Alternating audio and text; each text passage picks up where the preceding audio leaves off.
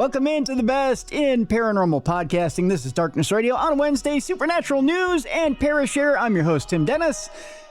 Boy, we got a big show today, folks. But before we get into it and jump into it, we need to bring in our co-hostess. We call her many, many things. The mistress of the macabre. We call her she doesn't like the Duchess of Death. We might get rid of that one. We got to take a vote. I like Duchess, but Duchess of Death, it's like, eh. Oh, okay. Well, maybe we'll get rid of the death one. We call her our merchant of the metaphysical. That's a good one, right? Okay. Yeah. Merchant of the metaphysical. Good one. Our supernatural soul sister, ladies and gentlemen, here she is, Ms. Mallie Fox. Hi, Mallie. Hello. We missed you last week. Aw. Yeah. Thank you. I'm sorry. My schedule was wonky. No, that's all right. You got a lot going on. Over there. You're robbing from the rich and giving to the poor, right? You pull the Robin Hood over there. Yeah, over there in Michigan. As far as I remember. Isn't that what's going on? Just very busy. Yes, just so busy. Kids and my volunteer work. So yes, exactly. But yeah. But I miss being on. But you had a perfect replacement, though. Jessie did very well in your stead. Yes, she did very well in your stead. As a matter of fact, Jessie will be on tomorrow. She has a brand new movie out with Hellbent Holler, and we'll be talking about that movie. So perfect. We'll tell you a little bit more about it at the end of the show here. Mm-hmm. So excellent. Yeah, but she did very well filling in. I think she just takes the opportunity to bash another old man other than her husband. So, yeah, that's why she likes coming on this show. You are her punching bag? Yes. I think she's a big fan of elder abuse. So she takes the opportunity to do that. So, she's like, guess what, Joe? I don't have to beat you up again this week. I got another one. Yeah. He's like, phew. He's like, woo. I get a break. Oh, thank God. Tell Tim thank you. Yeah, exactly. Yeah. You get a gift basket. I do, from him. Yeah, I do. It's mainly body armor and in a chicken soup for the soul book is what I get from him. So maybe some gummy bears. Yeah. Oh yeah. Not the sugar-free kind because that'll send you to the bathroom. But oh my God, have you ever read the reviews for those? Mm-hmm. Oh, they're hilarious. Yeah. So I'm going to give Joe a day off here. Yeah. No. Take a little more punishment from him. No, I'm kidding. Mm-hmm. But no. Joe's a wonderful guy. Mm-hmm. Wonderful man. But he's going to get a lot of rest for this week. So he'll be flying high again, and then he'll take more punishment here next week. Hey, have you started buying Halloween stuff yet? I do tend to get stuff. What I do is at the end of the Halloween season, I'll stock up on the clearance stuff, and then I'll pick up little things as they hit the shelves, a little bit early. So yeah, I have got one or two things. Yeah. Mm-hmm. Yeah. Because I feel like this year that they have much more stuff, and it's been out earlier. So I've been pleased as punch. You know what? It's getting onto the shelves ridiculously early now. Like Dunkin'. Okay, so Dunkin' Donuts is releasing their fall drinks on August 19th. Oh. I don't want to drink a pumpkin anything in the middle of summer. Okay. But August 19th is when you can get pumpkin everything at Dunkin'. Okay. Does that seem a little early to you? Pumpkin flavored stuff, maybe, yes, but pumpkin decorations, no. Okay. All right. You know what I mean? Like, I feel like pumpkin flavored coffees and pumpkin bread and things like that is meant for fall. Mm-hmm. But the decorations and the fall colors and stuff, I have no problem seeing those and purchasing those because that makes me happy. So I don't mind that. I mean, some people frickin' buy Christmas stuff in July. Yeah. And August. So, and no one looks at them like they're strange. So my Halloween stuff, bring it on. Because I had some guy at Home Goods, like complaining. I almost used a bad word, but complaining that Halloween stuff was already out. And I wanted to slap him. I'm like, hey, listen, dude. Yeah. Oh. If you're unhappy, go to a different section. That's right. Yeah. You can always Oh. walk 5 feet that way and go find something else. Yeah. Yep, exactly. Not a So I big bought a deal. few things, but I was just curious. Yeah, if I see something, I'll scoop it up real quick because I know that the seasons come very fast, very quick. I know that summer stuff was already on sale 2 weeks ago, Mm-hmm. which I was like, it's not even half over yet. And Right. it was, summer stuff was already on clearance. Like, I can't believe that like grills and smokers are already on clearance. Mm-hmm. I'm like, we're not even done with summer yet. Yeah, but it is getting darker earlier already, I noticed. Yeah, but I mean, And the kids go back to school this month, which my children are not happy about because we already reminded them about that because my son got up this morning I should say this afternoon. This afternoon. 1:30. Early afternoon. Because he was up to like 3 playing video games with his friends, but we were like, cinnamon rolls are in the microwave for you, and he's like, nothing like cinnamon rolls at 1:30 in the afternoon. That's right, early in the afternoon. That smell of fresh cinnamon rolls early in the afternoon. Being warmed up. Yeah, Right. Got to be a kid again. Yeah, I know, right? Right. Oh man. Meanwhile, I'm like dozing off at 8:00 at night. I can't even finish a show. Thinking you put in a full day and a half in a day, and he's like, boy, I'm just getting revved up. Exactly. I've only been up for 6.5 hours. I could go all night. And he does into the wee hours. Yep. He's like, I got that 4 a.m. marathon going of what are they playing these days? Gears of War or whatever he's playing. Yeah, I'm trying to think what he plays nowadays. I don't even, there's some like haunted house thing that he plays. But then, is it Call of Duty? I can't remember. Yeah, Call of he plays Duty a whole is bunch one of of, them. and there's some other things that he plays too. So, I just use Gears of War because that's the one that I kept seeing the commercial for at SummerSlam this weekend. Yeah. Yeah. But, so it's, it's nice to be a kid. mm-hmm. Yeah, that's for sure. Except for the school. Except for school. Yeah. Yeah. Which seems to be starting earlier and earlier every year. Yeah. Oh, they start, I think, the last week of August. So, Really? Mm-hmm, for high school. They're both in high school now, but yes. Now, see, my nephew's in private school, and I think they start second to the last week. Yeah. I think most August. private schools do. Yeah, which is... But they're in public school. So, but they go to school in a different city. So my city starts after Labor Day. Our schools for my city starts after Labor Day, but their school starts earlier. My nephew's football practices started back early July, like end of June, early July. And I was like, that's insane. You haven't even had to, I mean, graduation was like back in May. You didn't even have a month off before you started doing practice. Yeah. I think my daughter had a week off after school, and then she's had cheer practice all summer. That's crazy. So we didn't go anywhere. The 1 week she had off was, well, she had a week off after school, and then 4th of July they had that whole week off. So other than that, she's had practice the whole entire summer. That's nuts. Yep. When do you get time to be a kid? Exactly. And it's frowned upon if you miss practice. Yeah. Oh, the culture, I'll tell you. Yeah, we had to sneak out. Okay, so I'll just do this quickly and we'll get into today's show. So I took my nephew to SummerSlam this weekend. Mm-hmm. He had a tournament, a hockey tournament he was in, which he played the first game, scored a goal. Way to go, Gav. Congratulations. Yeah, way to go, Gav. And they won that game 5-1. Ooh, nice. He couldn't dress in what he was going to go to SummerSlam in because they didn't want the rest of the team to know that he was skipping out for SummerSlam. Oh. So he had to wear regular clothes out to the parking lot and then jump in my van and then put on his shirt. Gotcha. Because he would have been shamed for living a life. Right.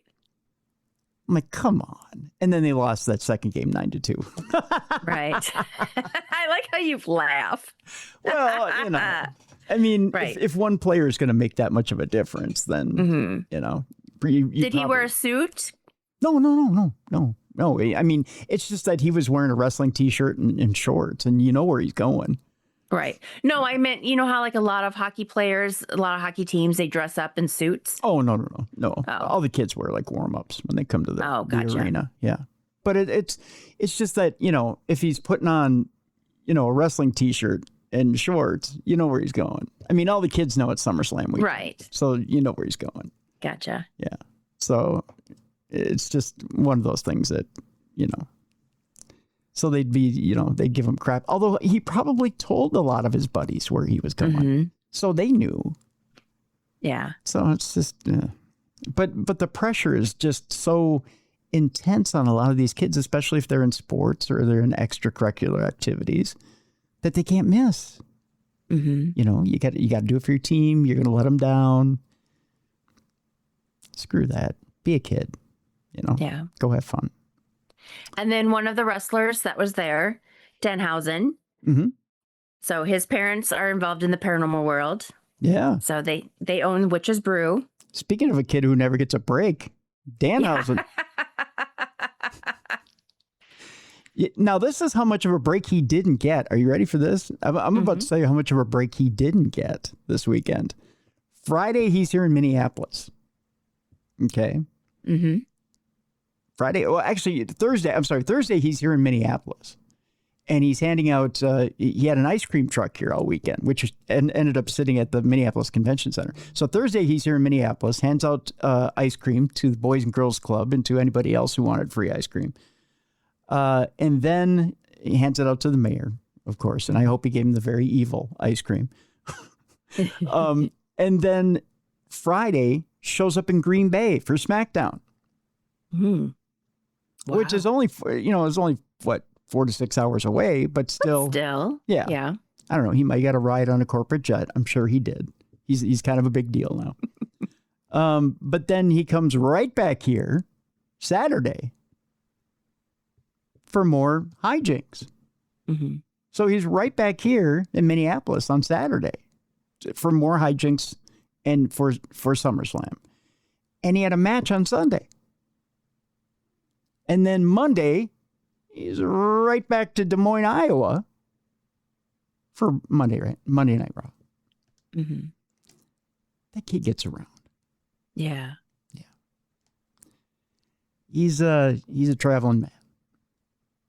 And actually, I was talking to a buddy of mine, and they said they saw the Danhausen ice cream truck getting out of town on Sunday night as the card was going on. They said they couldn't get the Danhausen ice cream truck out of town fast enough. So, yeah, that kind of tells you that it was already on its way to Iowa as shortly after he got done wrestling his match. So the Danhausen machine moves on, and it moves very quickly. So, yeah. But we're super, super proud of him and super stoked. So. Yeah. Well, I remember the Denhausens talking about their son interested in wrestling. You know what I mean? Mm-hmm. He was just starting. So this was before he became famous. Oh, yeah. Well, he's been in the game for quite a while. I mean, I remember him back when he was in Ring of Honor. I remember him from Ring of Honor to AEW to here. And even before Ring of Honor in the Indies. I mean, he's really come a long way in a short amount of time. So, but yeah, this character he's fleshed out and become is quite the character. And he's gone from, working in front of maybe just 10 to 50 people to tens of thousands of people. And, capturing the imagination of America. It's amazing. Mm-hmm. He's the top merchandise seller right now in WWE, Mallie. And to give our audience an idea, at TakeOver this weekend, which is just WWE's money grab, is what it is. Their little festival before SummerSlam. Nobody had an entire wall of merchandise, plus a kiosk in the middle, or a little island in the middle of this whole deal. Nobody but Danhausen. He had there had to have been 20 different items for sale. Mm-hmm. and people were snapping it up faster than they could put it out. But didn't you say also, though, that didn't he put a curse on like all the sports teams or something for Minneapolis? No. He didn't put a curse on them. No. They were asking him, that the local news stations were asking him to uncurse the Vikings, Twins, the Wild, and the Minnesota Timberwolves, because we haven't been able to win a major sports championship in quite a while around here. And so the local media on Thursday, when he was handing out ice cream, asked him, would you uncurse the Vikings? Because, of course, the event was happening at US Bank Stadium. And he said he would do so for 10 million human monies.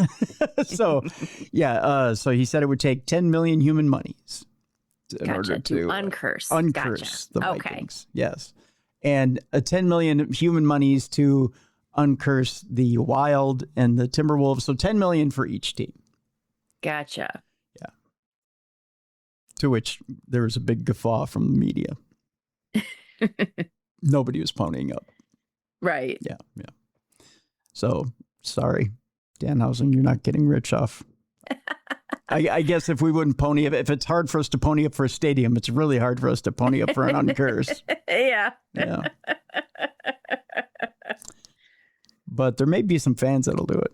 You never know. Mm-hmm. Yeah. Start a GoFundMe. Yeah, right? Hey, it worked for the Knicks. If the Knicks got a world championship out of Danhausen, I think we could probably do it for the Timberwolves or the Vikes. Yeah.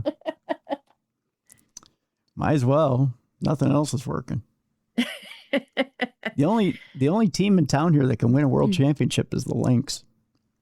That's it. And they continue to do it over and over again. They'll probably do it this year. Oh, that's good. Yeah. They're tearing up the WNBA. So good. Yeah. But I digress. All right, we should get into this program because people are like, what is this program anyways? Exactly. Well, it is a paranormal program. And it is supernatural news. Today we'll be talking about lots of different things. Our interstellar news has everything from an abandoned SpaceX rocket that's going to make a big divot in the moon to black holes and whether they spit or swallow. That's coming up a little bit later. That's bad. Oh, but it's true. It's part of the thing there. Elon Musk gets dejected from a Minnesota court. We'll tell you about that. An AI robot that looks real. Its face looks really real. We'll tell you about that. A woman who died giving birth and woke up in the afterlife and was given an ultimatum. Got that coming up in the show today. Also, a paranormal investigator that can smell ghosts. Oh. I hope they smell halfway decent. Remember when someone was selling was it ghosts in a bottle or something in a bottle? Yeah, I think they just farted in a jar. I think that's all that was. Also, a Bigfoot sighting in southern New England deemed credible. He's not lying, says one person.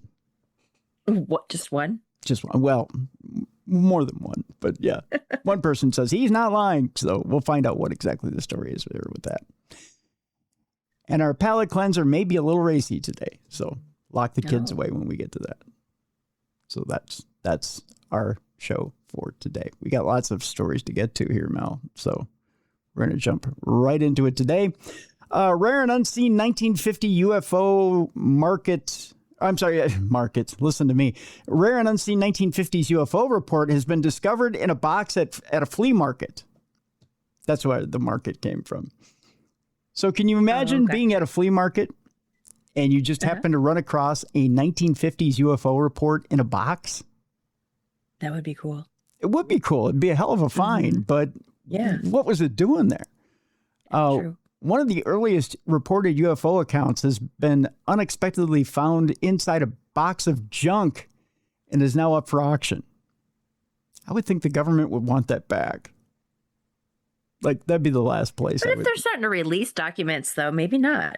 Well, maybe this one hasn't been cleared yet. Oh, true. You know? Or maybe now they want it. They didn't know back then when he put it up for auction. Right. Well, some UFO reports are well documented. Countless others have been largely forgotten. One such forgotten case resurfaced recently after a rare account of a early UFO sighting was discovered in a box of junk at a flea market in southwest England. Oh, it's overseas.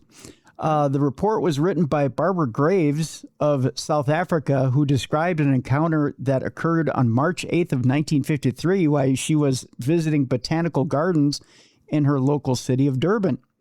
I spied a round object in the sky, very high and moving, she wrote. We both agreed it definitely wasn't an aeroplane. It was a perfectly cloudless blue sky. Otherwise, we would have never seen it at the height it was. We watched it travel a good distance, and then it seemed to remain in the same spot for quite a long time, then went higher and higher until it was lost from our sight. The sighting happened to coincide with a similar report filed by 2 South African Air Force officers who saw something very similar over the same area on the same day. The letter has been described as a significant find. The significance of this letter lies as it is a genuine surviving first-hand UFO eyewitness account written in 1953 at a time when such sightings attracted worldwide attention, but were often met with skepticism and ridicule, said Sorter's auctioneer spokesperson Mark Wilkinson. No comparable private first-hand UFO eyewitness letters from this period are known to have notably appeared on the open auction market, making the survival of this document exceptionally rare. They don't say, however, how much it'll go for on the open market. Mm. I suppose they're holding that back so they can run the price up as much as they can. So there you go. Next headline, could old SETI data contain missed evidence of alien signals? The search for intelligent alien signals has traditionally only focused on a relatively narrow range of frequencies. For decades now, SETI, or the Search for Extraterrestrial Intelligence, has been scouring the cosmos for any sign that we are not alone, a search that has so far come up empty. Traditionally, the search has focused on a particular narrow range of frequencies known as the water hole, but in more recent years, there has been a shift towards analyzing signals beyond this range.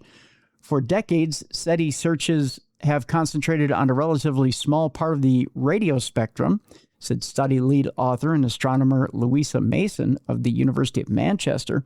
We wanted to ask what might happen if we looked somewhere very different.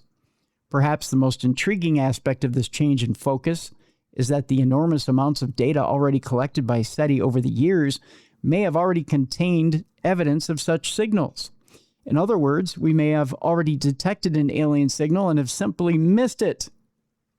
The millimeter and submillimeter radio bands remain almost completely unexplored for SETI, so this is really about opening up a new area of parameter space to search, said Mason. In the near future, AI analysis could make it easier to scour huge amounts of data for such signals and reveal something that may have been staring us in the face all along. Then again, it's also possible that there may simply be nothing there to find. So it may be fruitful or it may be a crapshoot. Okay. But it's a possibility. All right, Mallie, you know about my love for SpaceX and Elon Musk. Uh-huh. It turns out he's only going to do more damage this coming week. Are you ready for this? Yeah. An abandoned SpaceX rocket is on a collision course with the moon. Oh. Go, Elon. A spectacular and destructive event will take place this week when the upper stage of a rocket will impact with the lunar surface. This is why we don't blow up SpaceX rockets. Yeah. Yep. It will be a spectacle that was never supposed to happen, another unexpected consequence of the sheer number of objects that have been ending up in orbit around our planet. The rocket's upper stage, which will hit the moon near Einstein Crater on Wednesday, is expected to slam into the lunar surface, so it should happen today, is expected to slam into the lunar surface at 5,400 miles per hour. That's 7 times the speed of sound. Ooh. Yeah, it's traveling. This will be the second time that something like this has happened within the last 4 years. Back in 2022, a section of a Chinese rocket impacted on the moon's far side. Well, at least nobody could see it then. But this is going to be in plain sight. Such collisions can often be avoided with a little forethought. After completing their missions, spent rocket stages can be given a small final burn to place them into orbit around the sun, preventing them from accidentally colliding with the moon or eventually returning to Earth. After the collision happens, a new crater will be formed, and the plume of ejected material will reach up into space and be visible to astronomers on Earth for quite some time. Scientists are hoping to use the event to help determine how much of a risk such impacts will pose to a future manned presence on the moon, and it is obviously not ideal to have large rocket parts falling from the sky. So let's just imagine that you've got a little factory there on the moon that you're working, and send a rocket up there, and you just eject a rocket part, and here it comes hurtling towards your factory. It's probably not a good idea, right? Yeah. In the future, it may become necessary to track space debris for impending lunar impacts and for space agencies and companies to ensure that the rockets do not pose a risk to manned outposts. Probably would be a good idea. Mm-hmm. Yeah, you never want to evacuate due to incoming 5,400 mile per hour rocket parts. Yeah, because you've been a little, reckless with your trajectory.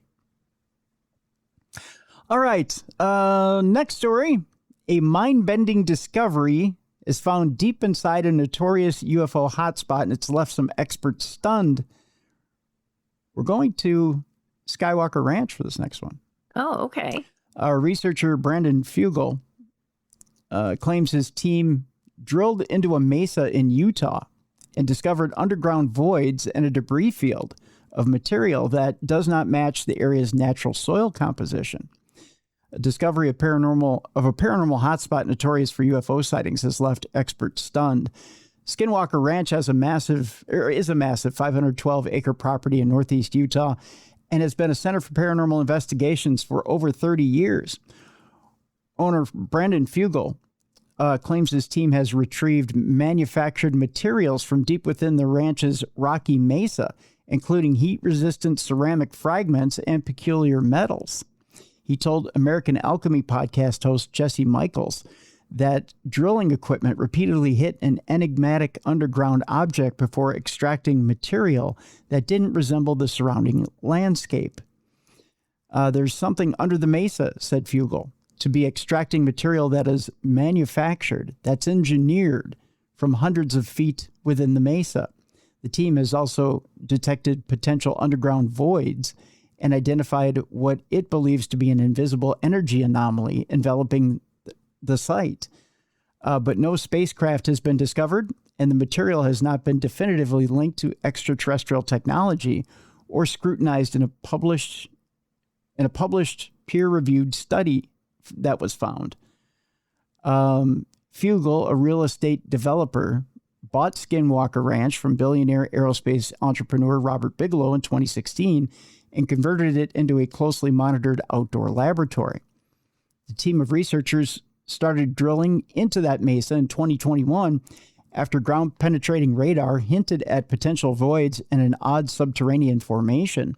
The probe was initially launched to verify long-standing rumors that caves, tunnels, or a man-made structure were hidden beneath those rocks.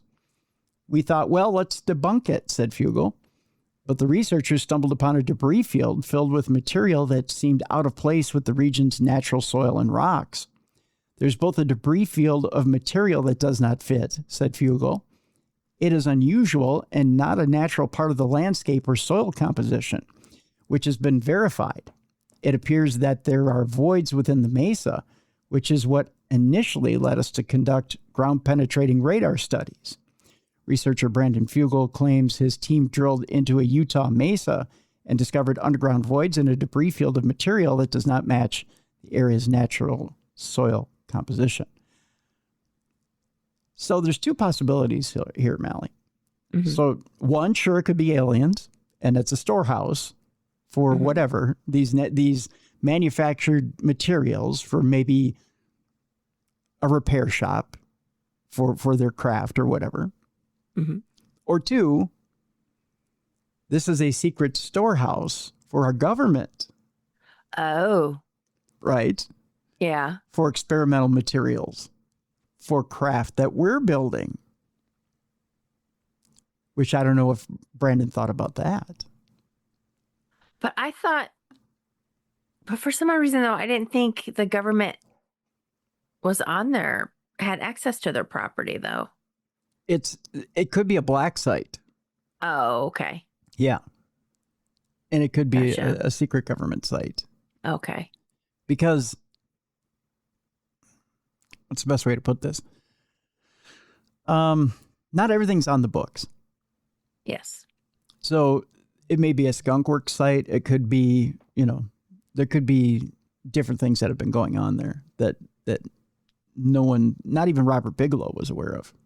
Okay. So, I mean, there could be some answers there that they're not privy to. I don't know. It'd be interesting if a bunch of people in black helicopters show up and want to know why they're digging at their site. Yeah. We'll find out eventually. I'm sure they'll find out eventually. Yeah, exactly. Yeah. Yeah. Men in black show up. Yeah. Finding out why they're trying to trying to take their stuff. I mean, that'll be quite interesting. Mm-hmm.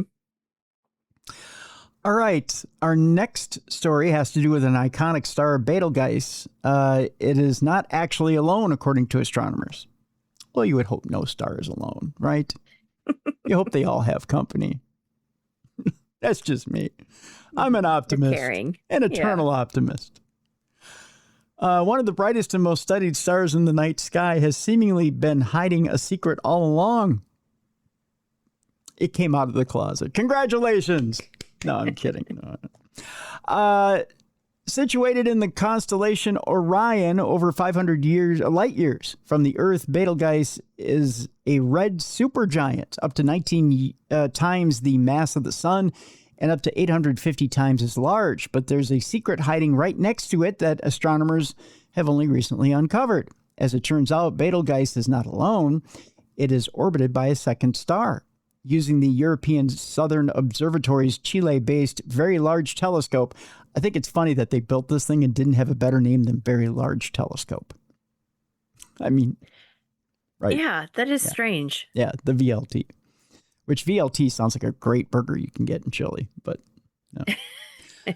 Astronomers have found that this companion star is around 3 times the mass of the sun and 1.8 times its size.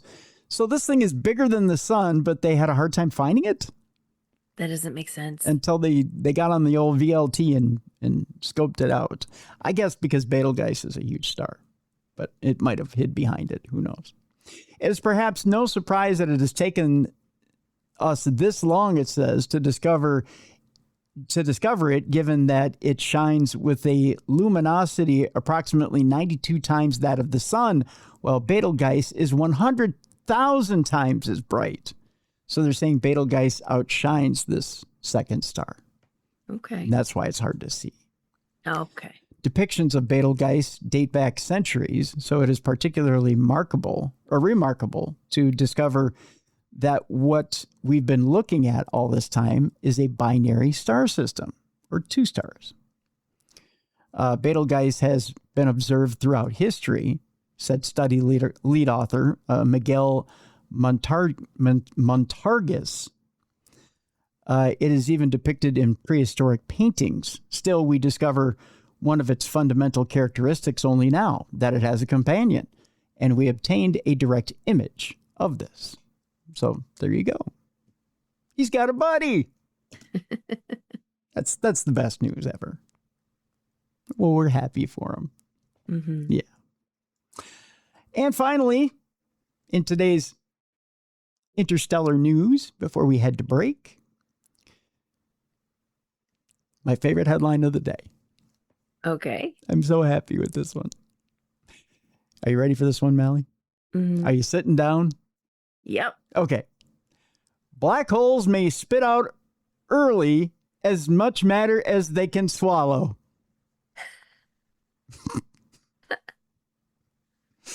Yep. That's an actual headline. Uh-huh. I bet they patted themselves on the back for that one. I bet, yeah. Science Daily is over there going, oh, yes. Black holes are spitting and swallowing. I've been waiting to say this one. Yep. Not as good as National Grab Your Nuts Day yesterday, but it's almost as good. Gotcha. Black holes may be less like bottomless pits and more like cosmic digestive systems that swallow, process, and spit matter back into space.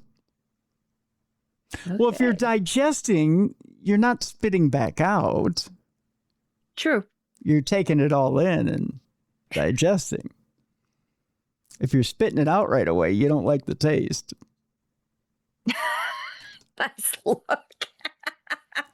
I could give you one of these too. So this would be a black hole taste tester, right? Yeah. Because if you're ingesting, then you're basically vomiting it back out. Right. You'd be vomiting it back out. Thank you, Mallie. So a black hole observed during a dramatic 2023 eruption did not simply devour gas from its, that sounds gross, devour gas from its nearby companion star. It also expelled large amounts of material through powerful jets and winds, even after the outburst had nearly faded. The results suggest black holes may continue reshaping their surroundings long after their brightest fireworks end. It was astronomers at the University of Warwick that uncovered that they describe as a kind of cosmic digestive system around a black hole. Their observations show that even when a black hole appears faint, it may still be actively expelling large amounts of matter rather than simply swallowing everything nearby, which is an interesting observation. As we mentioned before, they were using the European Southern Observatory's Very Large Telescope. The team tracked the recently discovered black hole system Swift J1727.8-1613. Make sure you remember it. There's a test at the end of this article. Throughout a spectacular eruption in 2023 to get those results. But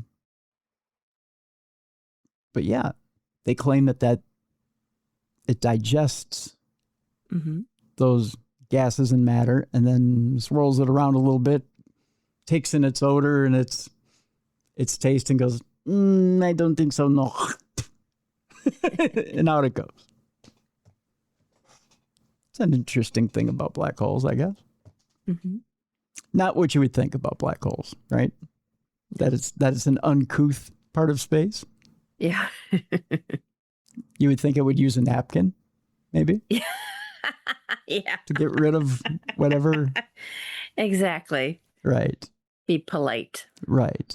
Reflecting on the digestive process of black holes, Dr. Noel Castro Segura continues, if black holes can continue shredding material even after their largest outbursts, which is a funny way of looking at it, it means that they may be much less efficient eaters than we previously assumed.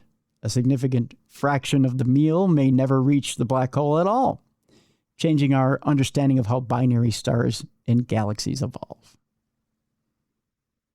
So everybody used to assume that things that entered a black hole never came out. Right. That's what I thought. It would just swallow you up whole and it would tear you apart. It would shred you and you were done. Well, it turns out it's a spitter, Mallie. So we all learned something today. See? Isn't that fun? Speaking of fun, coming up on the other side of the break, it turns out that a judge has denied a request by Elon Musk's XAI to pause Minnesota's nudification ban. We'll tell you exactly what went on in that case. It's coming up here on the other side of the break. Also, a woman claims that she went to the other side while she was pregnant. She died while giving birth. Woke up in the afterlife and was given an ultimatum. We'll tell you what that ultimatum was when she went to the other side. Bigfoot is real. That's according to one person. And they have proof. We'll tell you what that proof is. The proof is on fire, Mallie. It's a horrible joke. Mm-hmm. And there's a paranormal investigator out there that can smell ghosts. We'll tell you why this is a good place for a stick-up. Okay. It's coming up after the break. And, of course, our palate cleanser today might not be safe for work, so make sure you're not at work when we give you the palate cleanser. That's all coming up next, right here on Supernatural News and Parashare with your buddies Tim and Mallie. But first, let me tell you about our buddies and our sponsors over at Jelly Bean and Julia. That, by the way, these are your specials for today and tomorrow, and then, of course, Friday and Saturday. Today and tomorrow, only happy hour is 25% off all appetizers, excluding your appetizer sampler, half price off all single pour well drinks, half price off all Mick Golden Light and Coors Light taps, and half price off domestic cans and bottles. That's for today and tomorrow. Friday, of course, the smoked prime rib dinner, which is, again, top five meals that you'll ever have in your life. It's exquisite. Even the au jus is smoked. It's amazing. You also get that with the tequila berry salad, that sweet and tangy dressing with the bacon bits. Comes with that as well. You get the Boston baked potato that is deep fried in the avocado oil, completely healthy for you. Then make it unhealthy by loading it up with the sour cream and the cheese and the bacon bits. It's fantastic. And then you get the Texas toast with it as well. You get all that in a 12 or 16 ounce cut. Depends on what you want to choose. It is served beginning at 4:30 and it is served until it is gone. So make sure that you get there early. Also on Sunday, it is breakfast at Jelly Bean and Julia's. Be sure to show up. They have some amazing breakfast items over there at Jelly Bean and Julia's. Also, live entertainment on Saturday nights, and they offer catering over at Jelly Bean and Julia's. Be sure to cater your special event with some of the most amazing food in the Twin Cities area. Check it out, jellybeanandjulias.com. Jellybeanandjulias.com. Over in Coon Rapids, off of Coon Rapids Boulevard, Jelly Bean and Julia's. They've got what you need for any occasion. Jellybeanandjulias.com. All right, when we come back, Bigfoot's real. We'll tell you about that woman's ultimatum on the other side. And Elon Musk runs up against the Minnesota court. It's all coming up next, right here on the best in paranormal podcasting. This is Darkness Radio.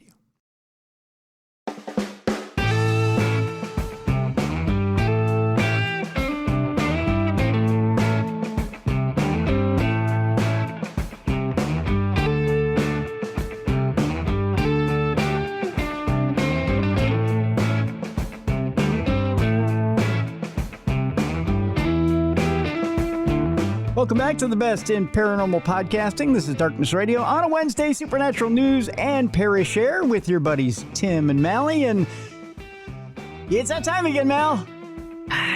Let's jump right into it, shall we? No, let's do it. Let's do it. Actually, one of the first story today in AI News is not a bad one. Okay, that's good at least. Yeah.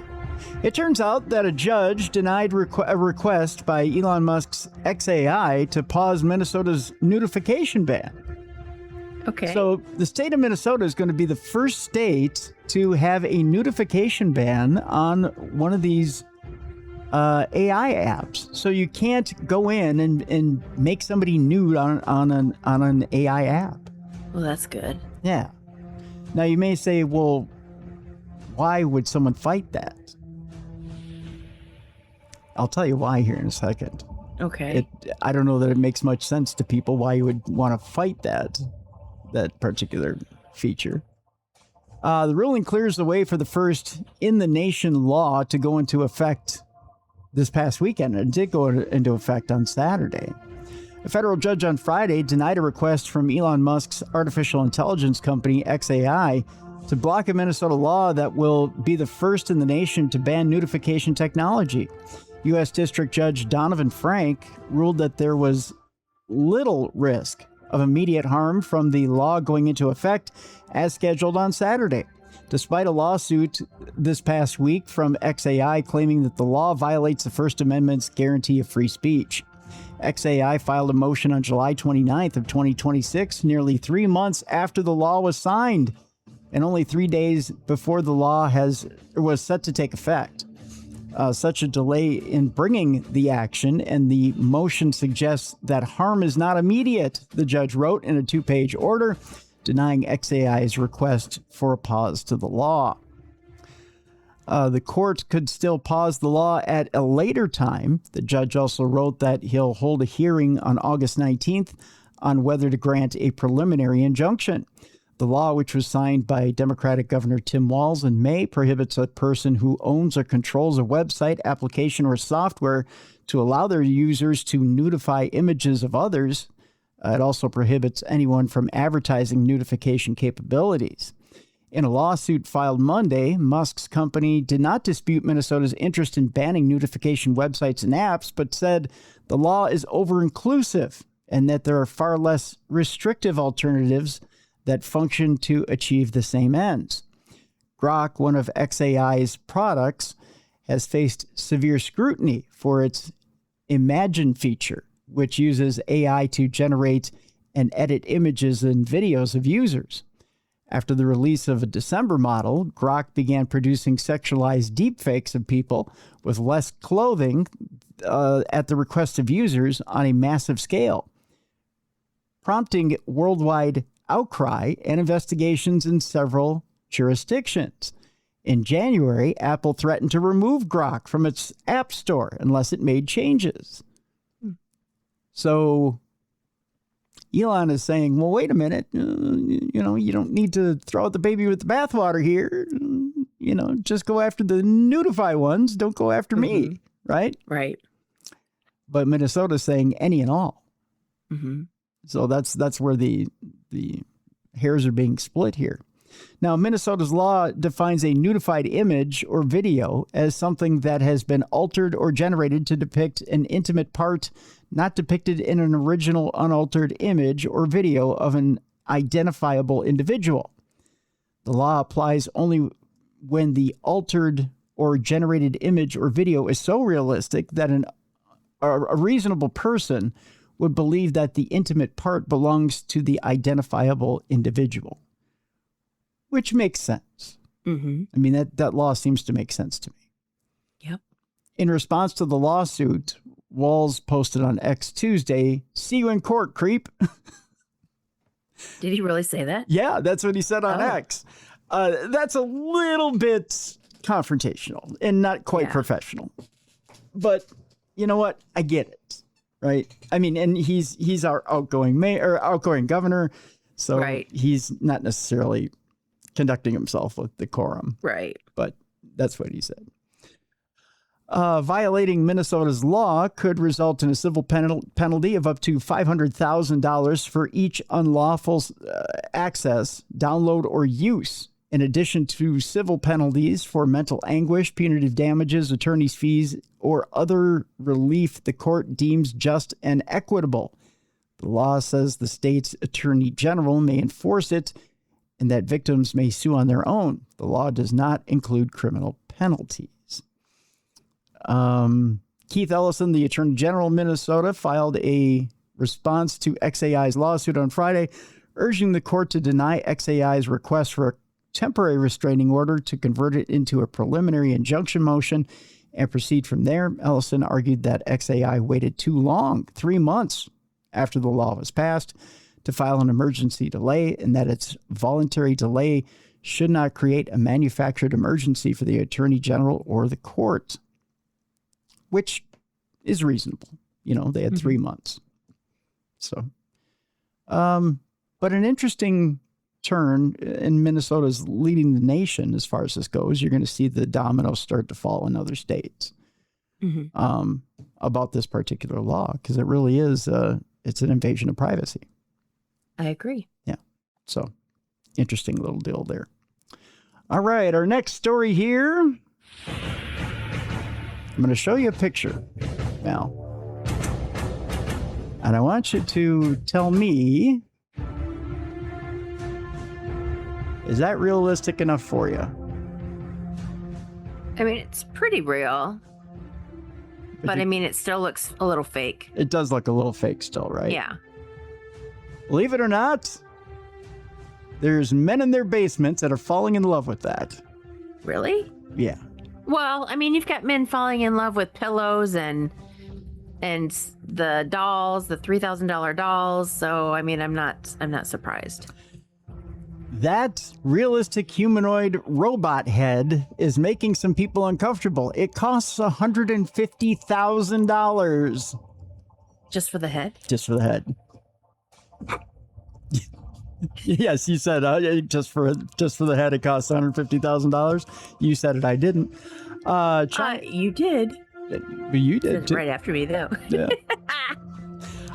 Chinese robotics startup Headform, I said that, has created a humanoid robot head so disturbingly realistic that it's making a lot of people uncomfortable. Humanoid robots have been around for a while now, and even though Chinese companies in particular have been making immense progress in regards to human-like movements, balance, and speed of motion when it comes to appearance, we have yet to see any spectacular developments. And now a Chinese startup is trying to change that with an obscenely expensive and eerily realistic humanoid robot head. Not giving robot head, but Right. So is it like in a box, or is it like on a platform? What is it on? I think they're putting it on one of their robots. Yeah. Oh. It says here, Headform, a startup founded in 2024 by Yuhang Hu, an engineer. That sounds like an AC/DC lyric, by the way. Yuhang Hu, who hang you? Yuhang Hu. Ain't nobody told you. Anyways, he's an engineer who trained at Columbia University's renowned pop-up ad, evidently, who trained at Columbia University's renowned Creative Machines Lab in New York with the stated goal to break down the barrier between human and machine, recently unveiled its latest creation, which is a robot head capable of reproducing human movements and expressions. Just to get extra creepy on you. Right. The Origin MI robotic head is designed to replicate human micro-expressions, including furrowed eyebrows, slight smiles, blinking, and eye movements. There's a video attached to this. I will include it in the description of this program so you can go watch it if you're that interested. In the video that has been doing the rounds on Chinese social media, the motor-powered head can be seen executing a range of very human-like movements that have been creeping some people out. Underneath the silicone exterior, the Origin M1 is powered by 25 to 42 brushless micromotors that contract and release every artificial muscle to reproduce human expressions. These tiny, ultra-quiet motors have been described as marvels of precision mechanics. The realistic head also features cameras concealed in its pupils, allowing it to scan the environment and track objects, as well as microphones and speakers that enable voice interaction. Because of the cutting-edge technology used to create it, the Origin M1 robotic head is extremely expensive, with the most advanced version priced at around $150,000. That's a lot for what is essentially a robotic prop that you can only place on your desk and marvel at for now. So it's not attached to a body for right now. It's just a head. Right. It costs more than some people's houses. Yeah. Have you ever noticed that a lot of these are women? Like a lot of these stories, it's a woman's head. It's not really a man's head. It's a woman's, those $3,000 bodies. It's mostly women. It's not men. Have you ever noticed that? A lot of these AI stories are women. It's because women have common sense and can control their sex drive. We'd rather buy a designer handbag. Men will stick their willy in any hole they can find. Did I answer that for you pretty plainly? Yep, there we go. Okay, just wondering. With that, the future looks promising for ultra-realistic humanoid robots, according to this, as a Headform aims to improve the Origin M1 in the near future. The Chinese company is already working on lip syncing and hopes to soon connect its robots to large language models so that they understand not only what you say, but also how you say it and respond with the right tone and facial expression. So you too can own a Chinese slave robot. Jeez Louise. Yeah. I don't know what for, but so that you can own that. Oh, boy. And finally, in this segment, in the no duh category, you know, they have those nice little AI-powered eyeglasses. Mm-hmm. You may even have a pair at home, those Ray-Bans. I'm calling them up by manufacturer now. Those AI-powered eyeglasses are increasingly being used to cheat during exams in China. Oh. That's right. Chinese university exams are notoriously difficult, and candidates are increasingly turning to AI-powered glasses to increase their chances of admission. And you thought technology was used for good only. On July 1st, student surnamed Lin was caught cheating during an exam at the South China Agricultural University in Guangzhou. About 10 minutes into the exam, a member of the supervising staff noticed the lenses in Lin's glasses briefly turning green and asked him to remove them. He subsequently admitted to wearing AI-powered glasses. China News Weekly reported that Lin was sporting a pair of, I believe it's called Leki smart glasses, a model released in September of last year that integrates 4 major AI models: DeepSeek, Tongyi, Qianwen, Jipu, and Dubao. Among their many built-in features are photo-based question searching and problem solving, allowing would-be cheaters to search for answers without voice commands. All Lin had to do was touch the frame of the glasses near his temple to take photos of the exam questions and wait for the glasses to provide the answers. Dang. Yeah. He needed to cover the LED on the frame that lit up whenever he took a photo, but what he didn't take into account was that a green light could be seen through the lenses at certain angles. Oh. So he wasn't that smart when he was cheating.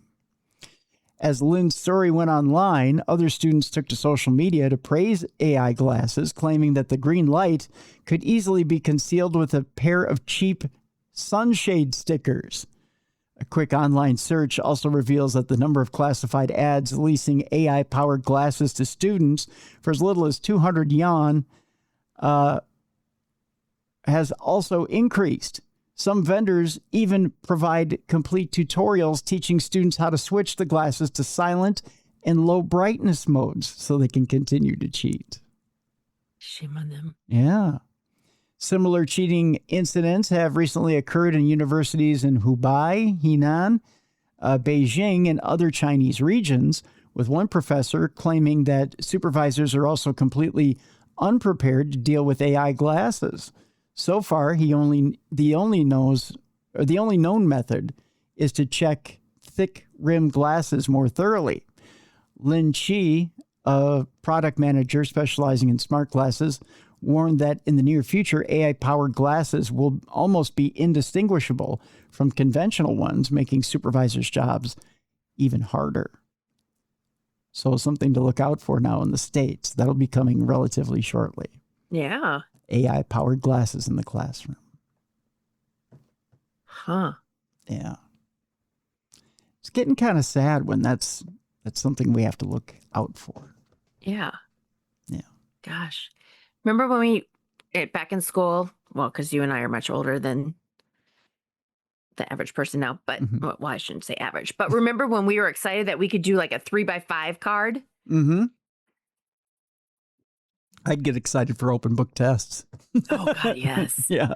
But when they're like, yeah, you could have a 3x5 note card. Yeah. And you would like write so tiny. Oh, yeah. I'd write around the margins and even Yep, the back exactly. side, And we're like, can we do front and back? Yep, front and back. Can we do that? Yep. You try to use every square inch of that card. Yep. Yep. Boy, you learn to write real tiny on those. Oh, yeah. Yeah. All right. Teased earlier, there's a story about a woman who gave birth and woke up in the afterlife and was given an ultimatum. That doesn't sound nice. It doesn't, does it? A woman who came close to death as she gave birth returned to life after being handed an ultimatum by a mysterious figure. This woman was plagued by fears of death throughout her childhood and briefly died during the birth of her own baby, and her near-death experience completely changed her. The quote here is, "The biggest, most important thing is that I'm no longer afraid to die." This is according to Patty Ellen. She also said, "And the weird thing is that I can't wait to go back." Whoops. I guess that worked for her. Yeah. In the video for the NDE Diary YouTube channel, Patty described the moment that she died on the operating table as doctors attempted the emergency cesarean section. She explained, "I remember being wheeled in. I remember hearing the sound of the heart monitor beeping. Then I remember it going flat. And at the very same moment that I heard it go beep, I rose out of my body and I was just like hovering there. I remember seeing a body. I remember seeing the doctors. I remember seeing everything that was going on. But within moments, I was no longer in the operating theater, but somewhere else." She found herself at the center of a 360 degrees video screen on which she was shown the key events of her life. "It was stopping at certain points in my life," Patty recalled. "Some were good, some were not so good in the way that I treated people." Ooh, that would be just the life review thing. I mean, especially if you're feeling the pain that you inflicted on others. Yeah. That couldn't have been nice at all. Because of the replay of her life seemed to be pausing at her worst moments, Patty began to worry that it could be the beginning of an eternity in hell. She continued, "I think we all have done some things that we were not proud of, or treated people badly, or said an unkind word, or something like that. Those are the things that I'm talking about, that the replay was stopping at for a split second. I thought to myself, I'm going to hell. They're showing me this because they're going to say to me, you're going to hell." But at that point, Patty became aware of someone standing next to her. "I felt them put a hand on my shoulder and tell me that I was doing okay and not to worry." Well, that's a relief, right?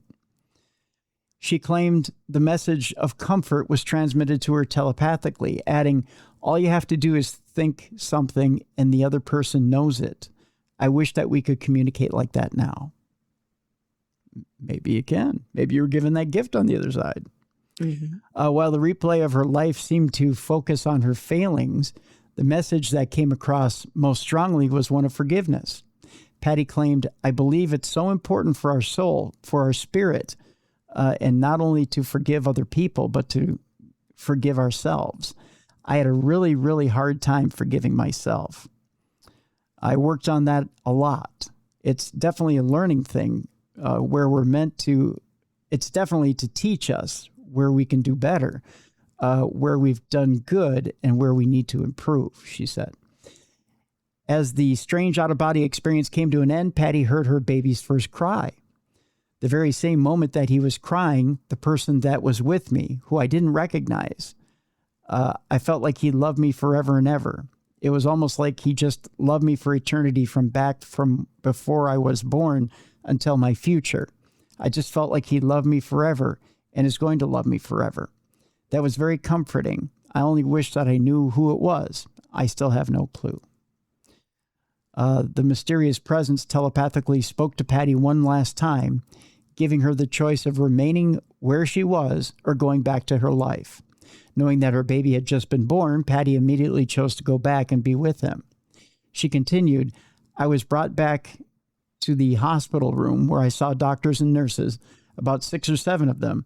I believe that they were giving me CPR because I remember them saying, 'She's not breathing.'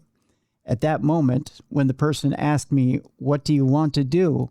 I was immediately shot back into my body when I said, 'I want to be with my baby.' The next day, I was in so much pain. My chest was hurting so badly." Patty says she returned to her body with a valuable lesson. "The biggest thing that I took back from this was that I was told is that we're here to learn unconditional love, compassion, forgiveness, kindness, acceptance. You know, all these things is what I was told. This is what we're here to do." Interesting. Mm-hmm. I don't know where the ultimatum is. Either go back and raise your baby or stay here. I mean, that's not really an ultimatum, is it? Right. You know, No. Are you going to say, no, let the kid grow up an orphan? Mm-hmm. I mean, is that really an ultimatum? I don't think there's much of a choice. Any decent person is going to go back to the kid. Exactly. Yeah. She would be selfish if she didn't. Yeah. Yeah. She'd pretty much be the ultimate narcissist to go, no, you know what? It's pretty nice here, you know? Yeah. I think that kid's going to be just fine, you know? Kid will find parents. Kid will be all right. Yeah. An interesting article that I ran across that I wanted to pass on to you guys. Inflammation may trigger persistent out-of-body experiences. That's according to emerging research.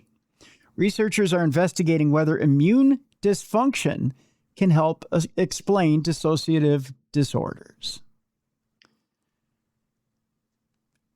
You know, as I started to read into this a little bit, Mallie, I can't tell you the amount of psychics that have something wrong with the body, whether it be thyroid disorders or different disorders of the body or immune systems. It kind of makes sense. Let me read on and I'll explain. Okay. Inflammation may be behind a mysterious phenomenon known as dissociation, or a mental state that includes out-of-body experiences and the feeling that the world is unreal, emerging research suggests. Scientists have long known that this altered state of consciousness is often triggered by trauma, but new research hints at how trauma triggers a stress response, which dials up chronic inflammation. The findings are part of a broader shift in psychiatric research as experts increasingly examine how the immune system may play a role in mental health conditions.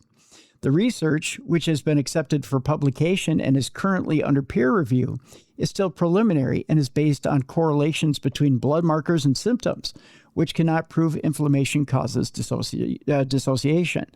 But if follow-up work shows inflammation fuels dissociation, that raises the possibility that anti-inflammatory drugs could treat disorders in which people spend much of their time feeling detached from themselves or reality, experts told Live Science.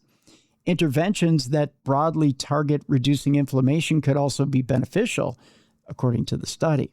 Research in this area could provide a whole new avenue for potential treatment options, said lead author Evelyn Dilkes, who is a psychology researcher at the University of Essex in England.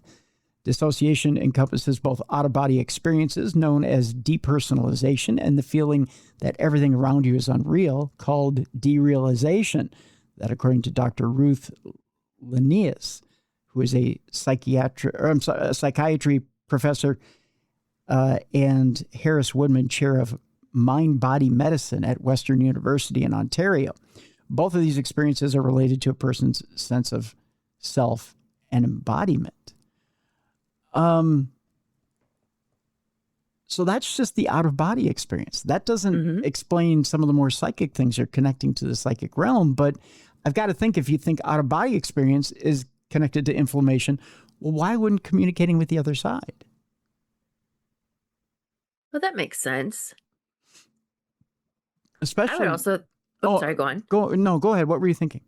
Well, I was also thinking, though, with psychics, I mean, I would think that they would absorb sometimes the energy of other people. So if they had something wrong with them, or if they had something negative, they might be absorbing that as well. So their ailments, maybe that psychic is taking that on as well. Yeah. I mean, you and I were talking off air, and I won't tell people what I was diagnosed with, but I was diagnosed with an autoimmune disease just recently. Yes. And let's just say I felt more heightened or more aware under that autoimmune disease. I've been on a medication now for a couple of days. I feel more relaxed this last couple of days. I mean, like a lot looser, a lot more relaxed. I don't feel like anything's gone away. Don't get me wrong. I don't feel like I've lost anything. But But do I feel like I'm going to have a near-death experience? No, I feel like I'm less closer to death. Put it that way. I feel a lot better. Right. But I can see where inflammation's an issue, right? Mm-hmm. But I've also been explained, it's been explained to me by doctors that inflammation isn't necessarily a bad thing. Inflammation is triggered when healing needs to begin, which is a key thing. Inflammation is not always a horrible thing. It's a good thing. Again, it's the trigger before healing begins. That's why if you've ever had what they call a rooster comb shot in your knee or in a joint to cover for lack of cartilage, that rooster comb shot moves fluid into the area to simulate inflammation, to get things healing in that area. Inflammation is not a bad thing. Okay. Yeah. So to say inflammation may be a bad thing, it's not. Maybe inflammation's a good thing, and it helps.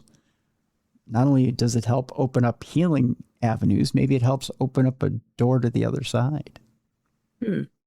Something to think about. Well, let's use you as a guinea pig, and let's see if you have some stuff happen in the next couple weeks. You never know. I'll keep you informed. Please Maybe do. It does. The other thing is I started using a Schumann wave generator. What is that? It uses sine waves or pure analog sound waves. Okay. To help do things like help with pain. It helps with anxiety. It helps with sleep. But it also allows you to open up your third eye. Okay. Yeah. So if I become like Professor X, like I'm actually starting to read minds and all that other stuff. Right. Yeah. Then you'll know. If I become the most powerful psychic on the planet and I can actually reach across to the other side and start pulling things from the other side, then you know what happened to me just from this little sound wave generator. So I'll let you know on that too. But, okay. Yeah. I somehow doubt that's going to happen, but. Right. Yeah. But if I get a little pain relief, I'm glad that it's supposed to also have healing properties too. These sound, people do sound baths all the time. Yeah. For healing and stuff. So yeah. But hey, if I get half of that out of it, it'll be wonderful. But yeah, there's supposedly a God wave mode that allows you to, if you do it along with meditation, is supposed to allow you to reach your higher calling, so to speak, or be able to get in contact with your spirit guides and all that other stuff. Is this an app or a machine? It's a machine. It's a physical machine that you put on headphones, and it allows those analog waves to go directly into your ear and allow you to channel those waves, as opposed to doing it on an app. Did you get this off of Amazon? I got it off of the internet. The internets. Yeah. Ah. Yeah. So. Interesting. Yep. I won't say the name because they don't pay for advertising, but if anyone's interested, they can email me. I'll tell you what it is. Huh. But yeah, I won't endorse it either because I've only started using it and it isn't. I can't tell you if it's working for me. I will tell you this much: I've been using it for sleep lately because I've been waking up. I wake up every half hour to hour with pain issues. And I was gonna say your sleep sucks from what you've told me. Yeah, I don't sleep more than 3-4 hours a night. But since I've been using it, I've been sleeping through the night. I might wake up maybe once or twice to go to the bathroom, which is, the sleep function of it works. Because it has a silent function on the machine where you can just leave it on all night and it will send out these sound waves in a pulse. And so, but when it sends it out in a pulse, it not only affects you, it affects whoever's with you at that point too. Oh. Yeah. So, but be prepared. So if you and the mister are sleeping in a room and you put this machine on 5 hertz, which is the sleep function, the two of you will sleep the best you've ever slept in your life. Oh. Yeah. I mean, you sleep deep. So this might be good for women that are going through menopause or perimenopause because we sleep like crap. Yes. Yes. Exactly. Ah. Yeah. So anybody with pain issues, anybody who's going through menopause or having issues with sleep is a wonderful thing for sleep. Because it knocks you out. And you think, this is BS. It's not going to do anything. And the minute you go, this is BS, it's not going to do it. And you're out like a light. Oh, you and I will have to talk after this because I might have to buy one of those. Yeah. Oh, yeah. It just the sleep function alone, it's worth it. Yeah. Yeah. Because I don't sleep. Yeah. Very nice. It knocks you right out. So, yeah. And I keep thinking of ways to try to beat it so that I can stay awake. I haven't beaten it one night. No. And I if anything, I have a hard time trying to get up in the morning when I leave it on. Okay. Yeah. So, but it's a good little machine. We'll talk off air. Right. I'll let you know how I got it. Okay. Our next story has to do with a paranormal investigator who says he can smell ghosts and claims one unlocked his car. Probably because he tried to Dutch oven him right there in the car. Oh, jeez Louise. It was a war of senses, evidently.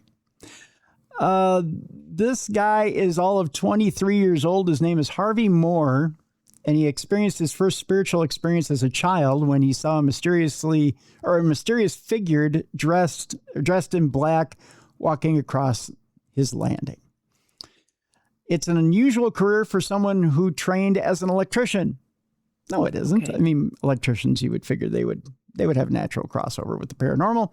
But when 23-year-old Harvey Moore fell into a ghost-related TikTok hole during lockdown, he realized he was closer to the spirit world than he had originally thought. Long before he began investigating haunted locations, he says he repeatedly saw a mysterious figure walking across the upstairs landing of his parents' West Midlands home. When I went upstairs onto the upstairs landing, I would see a man dressed in all black, walking from one bedroom door to another. It happened a few times, and I could hear unexplained footsteps outside my bedroom, Harvey remembers. It was his first spiritual experience. When he told his parents, they told him that Vickers used to live at the address and that it was likely to be their spirits. I thought there is definitely another world out there that we don't know about, Harvey said. That experience was just crazy. From there, I have believed that there is something out there and that there's an afterlife. Intrigued after watching paranormal live streams on TikTok during a boring lockdown, he decided he wanted to find out more and immersed himself in learning about crystals, spiritualism, and what he describes as alternative realities. Today, Harvey is a podcaster, videographer, and content creator who spends his time investigating locations that are believed to be haunted, searching for evidence that spirits are still present. He claims he has witnessed things that cannot be explained. He claims, quote, I have seen apparitions from white mists to black figures in the corner of my eye, but when you look, they vanish, he says. Hey, I have that happen too. Me and Harvey got to get together and talk. He says, and I have experienced random smells and scents coming up from out of nowhere.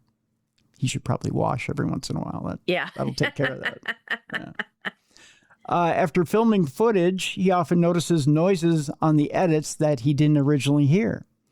You often hear taps and bangs that you didn't hear at the time. You might hear a lady humming or a droning sound, says Harvey. Once I heard a girl laughing when none of the team heard it, but when I edited it, I picked it up again. It's amazing the things that you pick up. During investigations, Harvey and his team ask what they believe are spirits to make their presence known. When they go on a hunt, they ask the spirit world to affirm their presence with a noise, says Harvey, who hosts the Unexplained Mysteries Paranormal podcast. Often we get unexplainable footsteps and knocks. You can tell when it is something paranormal. The majority of what we catch is supernatural. One location that continues to draw him back is a former 17th century burial ground near his home, which has since become a public park where families picnic and children play. Well, that's got to be a cheery park. I've always felt that there is an energy there that has called me to investigate. Every time you go there, you pick up new information, evidence of the spiritual world, he says. Harvey says one investigation there produced what he considers some of his strongest evidence. Using a paranormal voice box, a handheld electronic device that paranormal investigators believe spirits use to manipulate radio signals, he started picking up words to do with crime, justice, water, and pipes. When I got back and started researching who I was connecting with, it emerged that Richard Jessen, who is buried there, was a well-known attorney, and he was one of the founders of the South Staffs Waters, a waterwork company, said Harvey. I couldn't believe it. I always go to a location with an empty head with no background. Any information I get, I then go back and research it. Nearly every time it links to historical records. He also visited the site of Jessen's grave, where the temperature dropped significantly. He says he and his team detected a really strong, musky scent, almost like incense, even though nobody was around us. Harvey says investigations rarely end when the team decides to leave, as often spirits will try to pull them back. There are some spirits that are reluctant to come forward and communicate, whether they've got low energy or they just don't want to talk to us. He says, but when we're leaving the location, when we've turned our backs, things get thrown at us. Maybe you're leaving too soon. Right. Right. He says, I've had twigs, stones, and other debris thrown at us as we tried to leave. That is the point of an investigation where we have to set up a boundary and say no more because it takes our energy.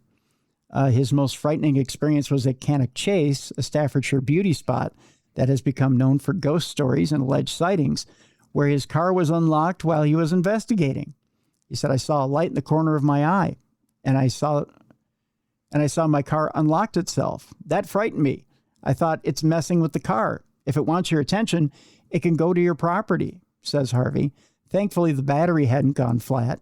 It was completely dark, and we contemplated abandoning the investigation and going home. What if it was just proving that it was there by unlocking your car? Right. Right? I mean, I had that happen to my van at one particular spot, but I knew it was just being playful, and it was proving to me that it had power. Mm-hmm. So, I mean, that's all that was, you know.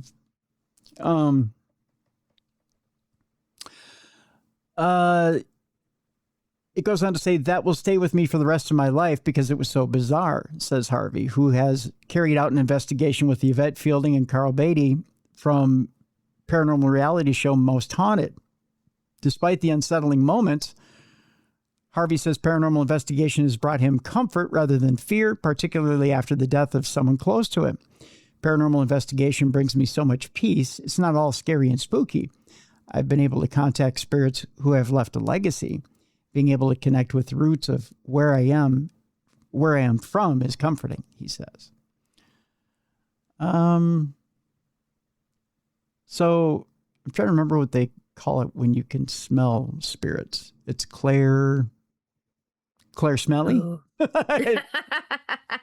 I don't know what it's called. There's clairaudient, clairsentient, clairvoyant, Claire Smelly, right? I think is what it is. I don't remember what it is. Someone will correct me. They'll send me an email. I'm sure I'll get it in the middle of the night sometime. Someone will beat me over the head with it.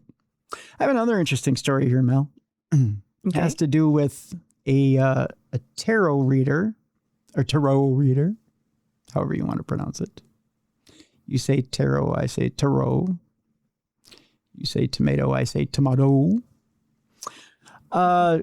Who the state of Pennsylvania is having a bit of a problem with. Oh. And here's what's going on. The headline is, I thought it was a joke. Tarot reader sues a borough over a Pennsylvania fortune-telling law. It's a little bit of an interesting story coming out of York County, Pennsylvania. A Hanover shop owner who built a business around tarot readings and spiritual guidance is now in a legal fight over an old Pennsylvania law that dates back to the Civil War. Beck Ravenswood, who's the owner of the Serpent's Key, said they have been interested in witchcraft since childhood. It started out as a party trick, Ravenswood said. Ravenswood said that interest eventually became a business. I ended up opening my shop in Hanover in 2023, Ravenswood added. That same year, they said, they ran into legal trouble with the Hanover Borough Police Department after an officer came into the shop. He came in to cite me to tell me that tarot reading was illegal. Huh. Since when? That's an unusual statement. That, according to Ravenswood, the issue centers on Pennsylvania's fortune-telling statute, first established in 1861. Boy, you got to dig to find that. Right. I wonder if they had like someone, like just an angry neighbor. Probably. The law says, in part, a person is guilty of a misdemeanor of the third degree if he pretends for gain or lucre to tell fortunes or predict future events by cards, tokens, and so on. Boy, that does sound like an old law, doesn't it? Mm-hmm. Ravenswood said they initially did not believe the warning was serious. I thought it was a joke at first. I thought it was like, let's prank the witch, you know? And then when I realized like it was serious, I immediately called a lawyer. I don't blame him. In 2024, Ravenswood filed a 17-page lawsuit against Hanover Borough and the police chief. Ravenswood said the case is now in the discovery phase. We have until November 30th to finish discovery, which is basically where the attorneys will gather all sorts of evidence and then submit it to the court. And then we have a general kind of sense of the witch trial. It says of the witch trial will happen in June of 2027. I think they said of which trial will happen. They put right. the witch trial. Yep. Right. Gotcha.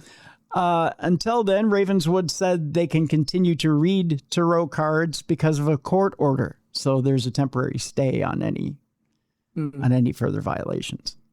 In 2025, I was given something called a temporary injunction, which allows me to continue reading tarot cards currently, Ravenswood said. And because of this, I am the only person in the state that can legally read tarot cards right now.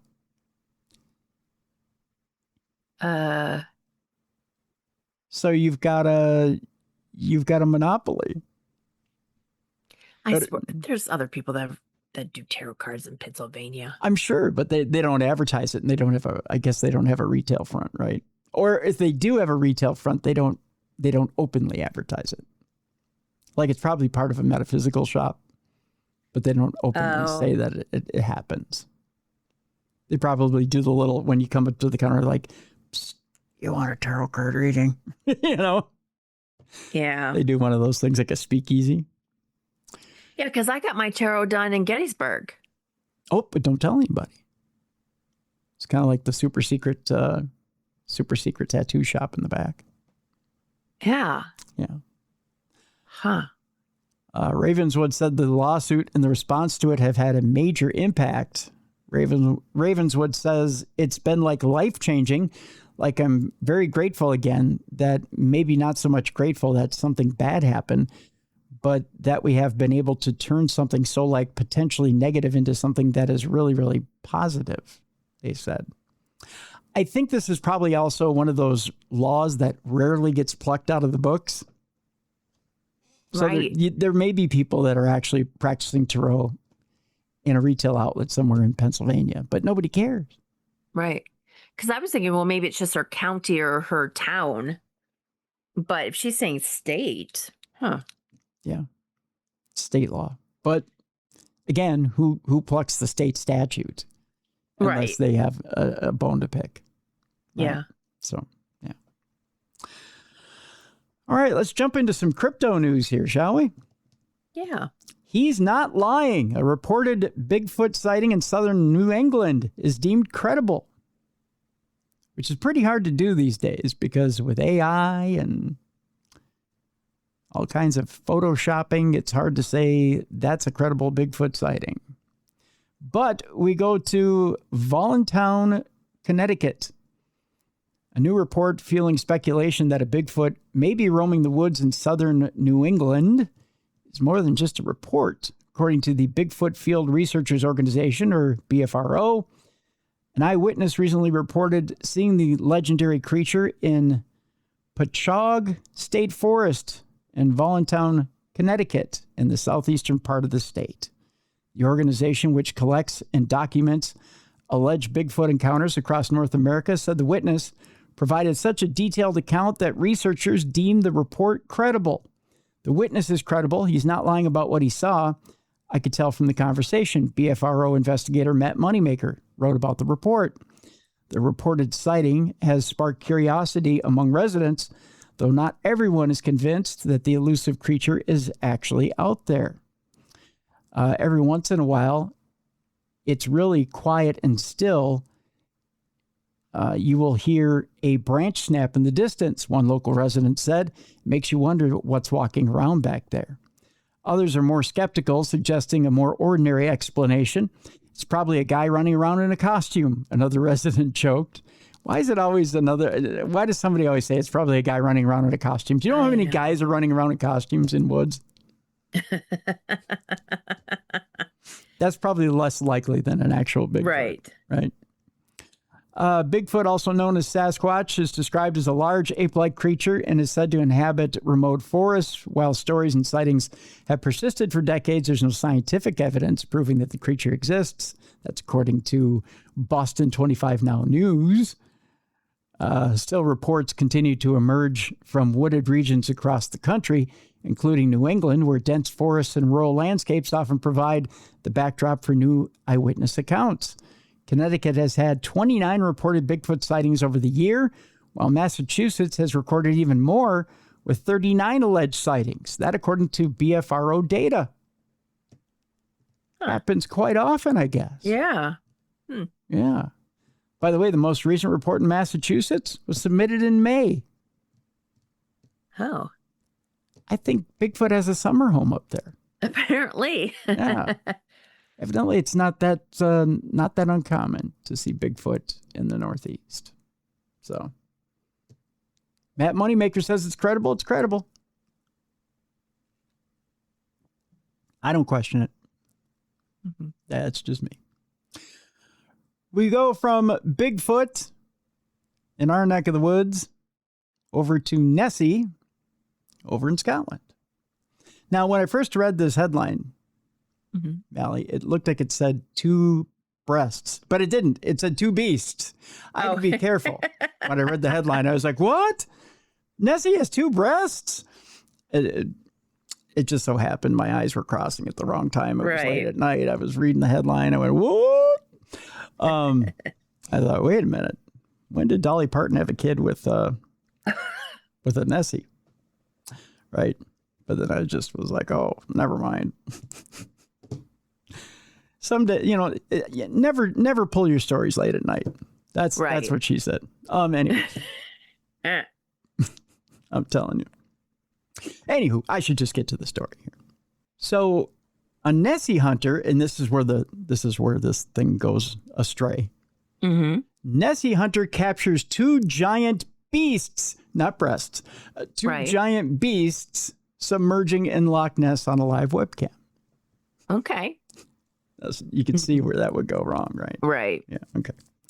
A Nessie hunter has captured 2 huge unknown objects submerging on a Loch Ness webcam as monster sightings reach peak levels in the Scottish Highlands.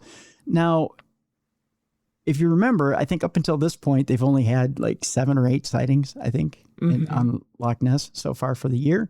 I think we might be slightly behind until now.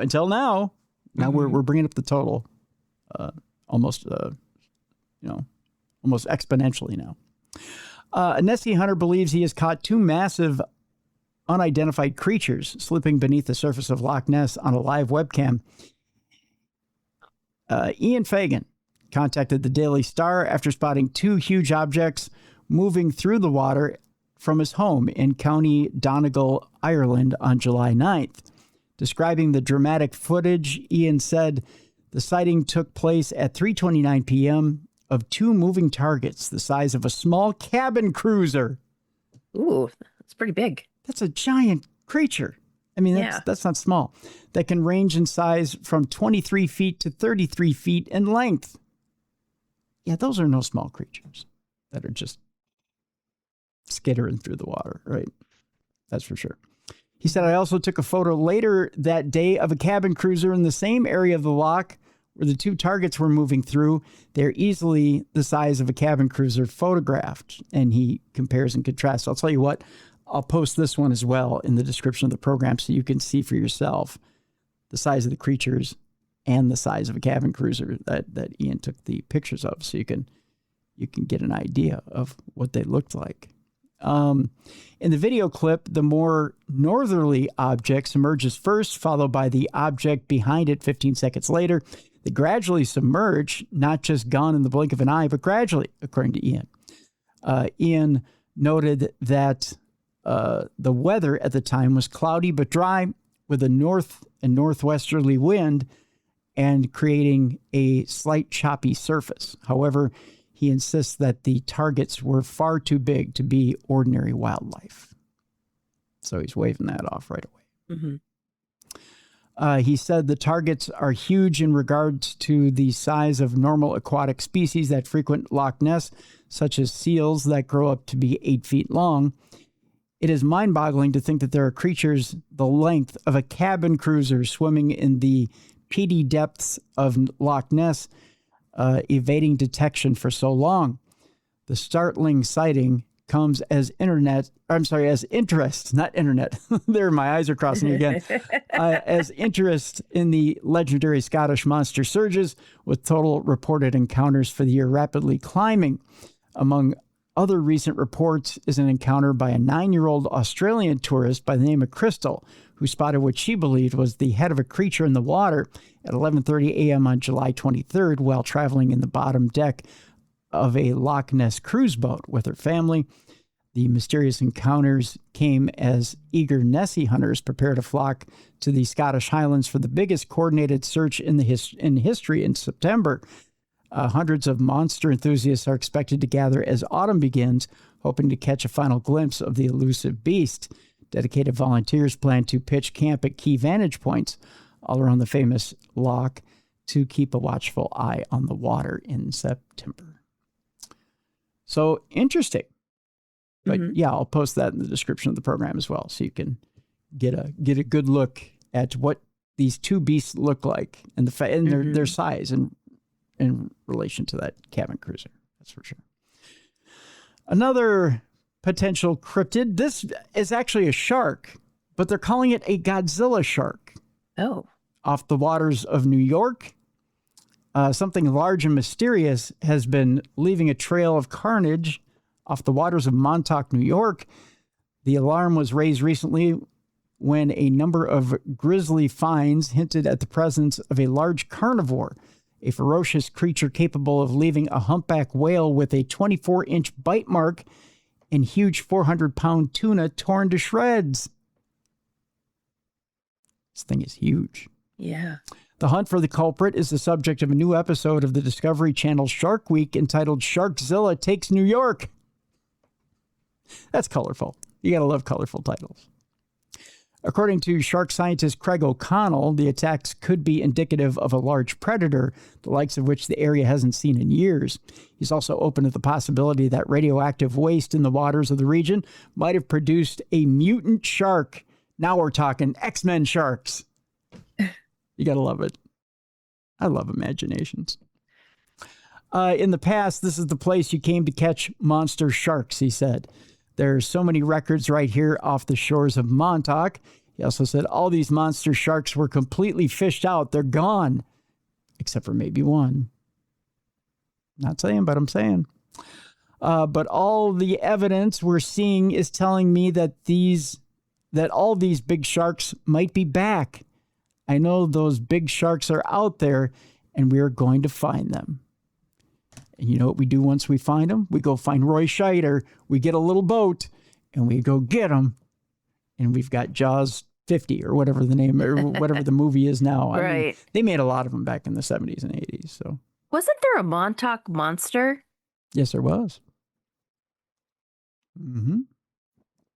You're right, Mallie. Maybe it's the Montauk Monster. Maybe it's not a shark at all. Hmm. You never know. You just never know. All right, let's switch gears as we're getting towards the end of the program here. I'm going to ask you a question here. Sure. Shroud of Turin. What do you think? Real or fake? Oh, gosh. You know, for the longest time, I believed it was real. But then as time goes on, I start to think that it might be fake. But I don't know. I don't know. I lean towards it being real. Yeah? Okay. I'll go real. I got something here that might cement that latter theory here. Okay. Scientists reveal that there are some hidden DNA traces in the Shroud of Turin. This is recent news within the last few days. New research has revealed the complex biological history preserved in DNA traces on the Shroud of Turin. Okay. They've done some further research into it. Fibers taken from the Shroud of Turin nearly 5 decades ago still contain a complex record of biological material accumulated over centuries. In research published in scientific reports, scientists applied advanced genomic sequencing, or rigorous PCR-free next-generation metagenomic sequencing, to official samples gathered from the cloth in 1978. Their analysis of DNA embedded in the linen provides the most detailed account yet of the biological traces deposited through repeated human handling and environmental exposure. Professor, I believe this is Nomi Procopio, Professor of Forensic Science at the University of Lancashire, contributed to the International Collaborative Project. The analysis uncovered several human mitochondrial DNA lineages and a diverse microbiome that included bacteria, fungi, and microorganisms adapted to salty conditions. Researchers also detected genetic material from cultivated plants, domesticated animals, and Mediterranean red coral, reflecting the wide range of people and surroundings encountered by the shroud during its history. The results do not establish when the shroud was made or whether it is authentic. Instead, they demonstrate how forensic genomics and proteomics can reconstruct aspects of an object's biological past. Centuries of contact and contamination prevent researchers from isolating DNA that could confidently be linked to the cloth's earliest history. Even so, advanced metagenomic methods can provide evidence about its preservation, environmental exposure, and cultural journey. Along with microbes commonly associated with human skin, fungi, and salt-adapted archaea, the researchers identified DNA from many plants and animals. The plant material included cultivated wheat, carrots, corn, bananas, and peanuts, while animal traces came from cattle, pigs, chickens, dogs, and cats. Together, these findings offer additional evidence of how the shroud has been handled, stored, and transported through different regions over time. Professor Nomi Procopio, professor of forensic science at the University of Lancashire, said the Shroud of Turin continues to fascinate historians and scientists and the public, and we're thrilled to reveal new information about the biological complexity preserved within samples collected almost 50 years ago by applying new cutting-edge forensic technology and DNA technologies. The shroud represents a rich archive. And I lost part of that story there. Come on back.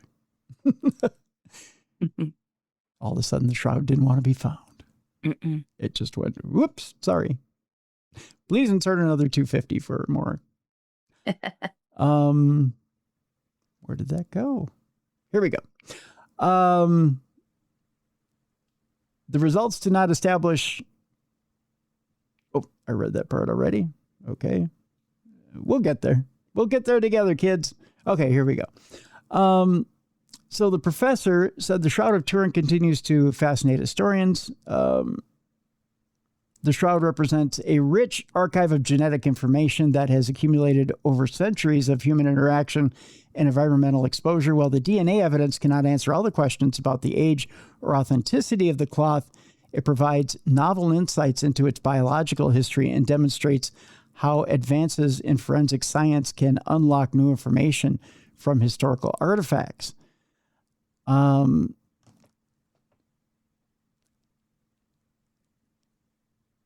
it cement anything more about it for you? Not really. Not really? No? Yeah. I mean, it's a shame though that that the DNA is contaminated, because it would be really cool to be, I mean, with technology nowadays and like the Ancestry and 23andMe and all that stuff, if they could have put it in there and see if they're, If there's descendants? Yes. Yeah. Because that would have been cool. Yeah, I think so too. I believe the technology will catch up, and eventually they'll be able to, how now we have touch DNA and we have more sensitive DNA tests that allow us to take things from 50 years ago, 75 years ago, and just get a trace or a touch to be able to test it. Yeah. I believe we'll get there. We'll get there. Maybe someday we'll be able to lift just a bit off the Shroud of Turin, just even a microcosm off that shroud, and be able to run it through. Now, just because we have a small pattern of DNA off that shroud doesn't mean we'll be able to run it back and find relatives. We may or may not be able to, because the DNA may be that degraded because of the way it's been stored. You got to keep in mind that the shroud at one time, over hundreds of years, was stored in the walls of homes. And I mean, it was heavily abused. It wasn't stored in, airtight cases and things like that. The way that museums do now. Right. But, you hear theories, everything from, it was an art piece that was made up by Michelangelo to, the fact of the matter is I think that science has now come forward and said, this isn't an art piece. This is the real thing. This is, someone was, I think there was one article I read this past week as well that said that they recreated someone hanging on a cross and then put them into something similar to the shroud to recreate it, to show people that this is the genuine article. So, yeah, it's the real thing. We just don't know who it is. We just don't know. Well, again, we may not know who it is, but we can definitely say that this was somebody who hung on a cross, right? So we get you closer to faith than we do, with realistic evidence than just saying, well, we hope you believe it, which is encouraging, I think. Another interesting story here with DNA. Scientists discover human DNA inherited from ghost ancestors. Another interesting story. Our species inherited DNA from several known species of archaic human, including some we know nothing about. While we currently know about a number of different species of archaic human, such as Homo erectus, I believe it is Floresiensis, and the Neanderthals and the, I've always gotten that name wrong, so I'm not going to say it. There are believed to be several more that remain undiscovered and about which we know practically nothing. Recently, researchers at UC Berkeley analyzed the human genome to find out more about which archaic human species we inherited some of our DNA from. While some of these are well known, the most exciting revelation from this work was the discovery of DNA that we inherited from at least two archaic human species that we know nothing about. In other words, these mystery ghost ancestors have never been found as fossil remains. We know about their existence only through DNA analysis. What scientists have been able to determine is that one of these mysterious ancestors interbred with modern humans in Africa at least 50,000 years ago. Interesting. The lineage itself was thought to have split from modern humans around 800,000 years ago. Previous publications suggested that there might be ghost ancestry or ancestry from unknown archaic lineages in modern humans, but they hadn't concluded whether this unknown ancestry is present only in Africans or not, and when this introgression event happened, according to study co-author Yulin Zhang. We were actually able to find and map genomic locations in modern humans that are from this ghost lineage and show what this ghost ancestry is in all modern humans, not only in Africans. So there is a ghost lineage from 800,000 years ago. Wow. Yeah. But they can't find the skeletons. Mm-hmm. Space Weird. giants. But isn't that bizarre? Mm-hmm. Yeah. It's a bizarre little story. That's for sure. All right. Speaking of bizarre little stories, that's our last story of the day. But now we have our palate cleansers, which, let's kick it up a notch, shall we? Everyone's got to eat, Mel. Okay. And speaking of palate cleansers, everybody's got to eat. I guess I would ask you, what's your favorite steakhouse? Christie's? Oh, that's a good one. Yeah. Mm-hmm. Everybody has their high-end steakhouse they like, and then they have their middle-end steakhouse they like, and they have their low-end steakhouse they like, right? So for affordable steakhouse, I don't know, like Outback, just going to an Outback on a Friday night, just for an affordable steakhouse.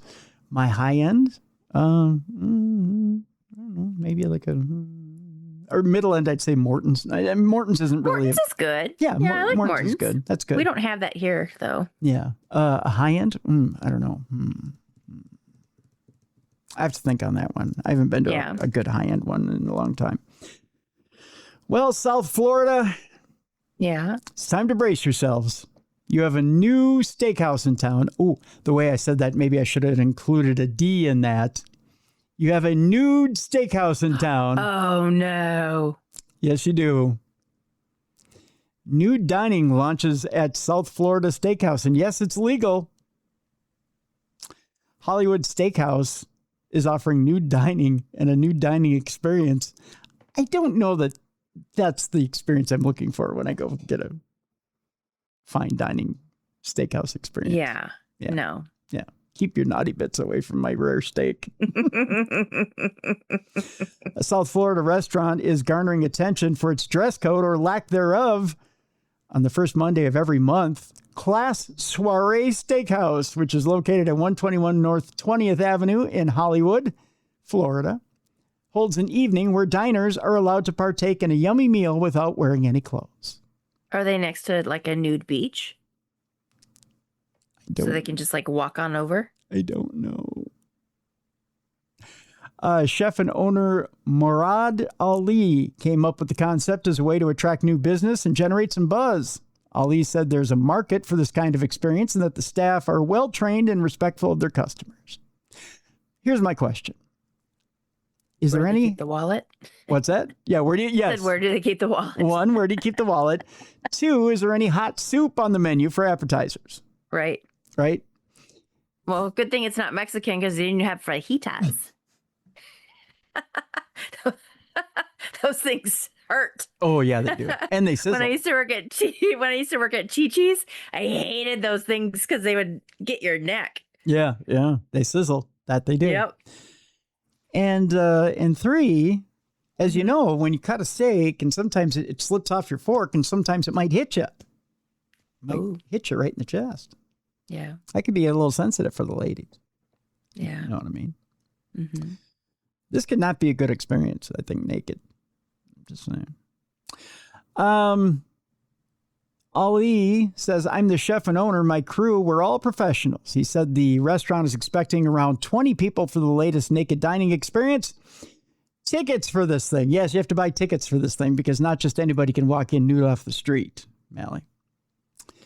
Tickets for this thing are $250 for the men. The women, $150, because, of course, more men are going to want to come into this deal than women. And $300 for couples. So $100 if you can get them both in. Are they going to $100 wipe down the seats after you leave? I think hope about so. all those bare asses that touch the seat. A lot of ass juice all up in the class soiree steakhouse. Yeah. Ollie said it's a 5-star experience, dripping with class and elegance. Oh. And ass juice, dripping with ass juice. Ew. Ass juice. Once you walk through the door, I'll most likely... Au jus. Yes. There's lots of au jus with the ass juice. Yes. Ali said, this was a hostess that said this. Tashiba Hart says, once you walk through the door, I'll most likely be nude, no clothes on. So when you come in, you do feel more comfortable. So thank you, Tashiba. Appreciate that. Who said I was getting nude? Nope. Nope. I don't even like looking at myself nude, let alone everybody else. I'll pay the $250, but I'm clothing optional here. Thanks. Yeah. Appreciate that.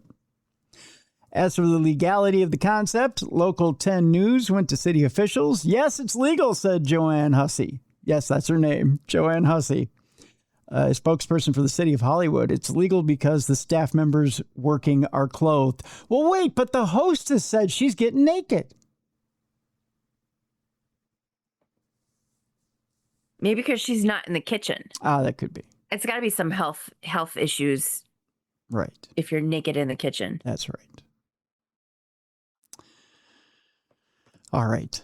We'll take that. And then finally, I've heard the Spider-Man movie could be pretty good, but it was a stinker to one particular theater. Okay. Evidently, the Spider-Man movie was evacuated in one area due to its strong flatulent odor.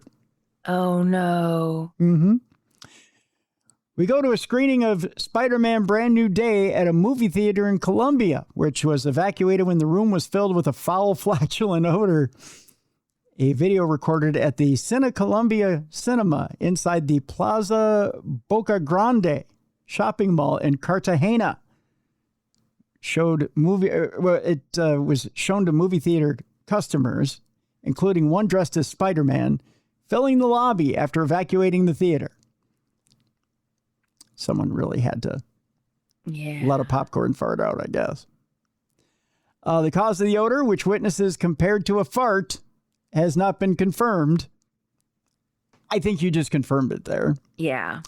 But theories include a patron with a medical issue passing a large amount of gas or the detonation of a stink bomb, a prank device that gives off a strong odor reminiscent of flatulence. Cine Columbia and local authorities have yet to officially comment on the incident. Can you imagine that? You've been waiting all this time. You get passes to a free screening of Spider-Man. Mm-hmm. This is the 4th movie in the installment. You can't wait to see Tom Holland and Zendaya and the whole crew. You wonder how Peter's going to get over everybody forgetting who he is.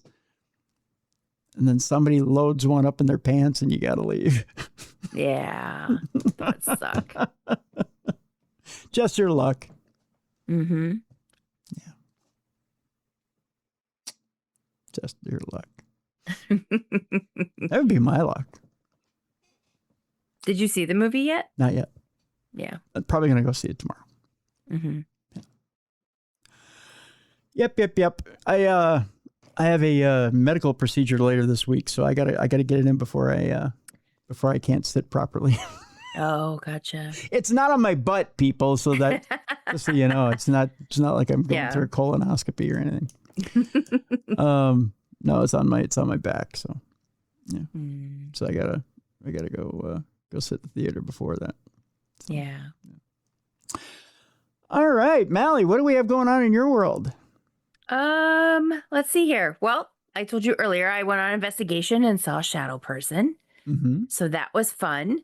And I've just been baking and stuff. Oh, I'm going to post a recipe, or I already posted a recipe, but I am going to make a cocktail in the next couple days with peaches. Ooh. So, yeah. So I'll have that posted definitely before the next. I'll have it done before next Wednesday, but yeah. So I'm going to work on that. Perfect. Yeah, I haven't done a cocktail with peaches before. Oh, really? Oh, yeah. right. So I figure while we're still in summer, I'm going to do that. Yeah, that sounds wonderful. Wonderful. Mm-hmm. Perfect. All right. Yeah. All right. So what have you been up to? Well, let's see.